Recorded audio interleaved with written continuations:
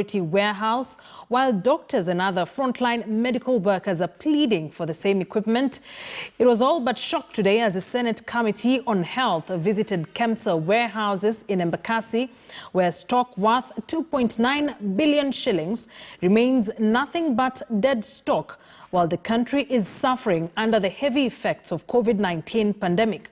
Our reporter Mark Namaso witnessed it all and filed this report. Embakasi, Nairobi hosts some of the largest stocks of medical equipment under KEMSA's watch.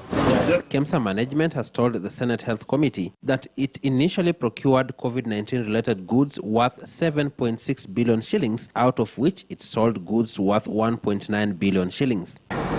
Then allegations of inflated commodity prices at the procurement phase drew the attention of the Ethics and Anti-Corruption Commission. They are about to supply and give to the counties items worth around 3.9 as well. But for items which cost was around 2.9 billion, they have been told by EACC to keep it aside, so they are not touching those ones.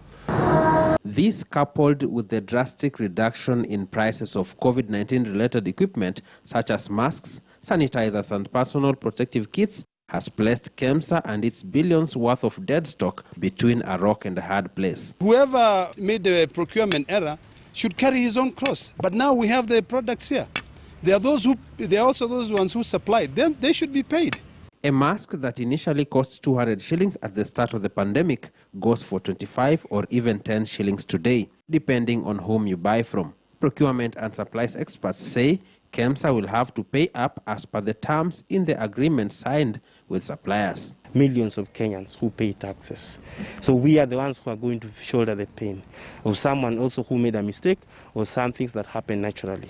Even if KEMSA decides to supply goods worth 3.9 billion shillings as directed by the Health CS Mutahi Kagwe 3 weeks ago to avoid further losses, it still has its hands tied unless the Ministry of Health makes this formal. KEMSA is telling us that they have not received any authorization, so we will follow up with the ministry.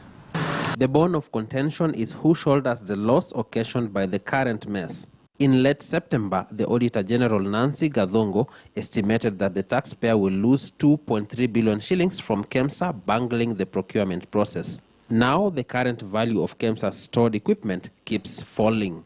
Labda wakabidhiwe vitu zao, waende wakauze, ama wakubaliane bei ije chini, iwe sawa na ile bei yenye iko kwa soko saizi, ndio hizi bidhaa iweze kuuzwa. Goods once sold are never returned, are never accepted, unless the goods have an issue.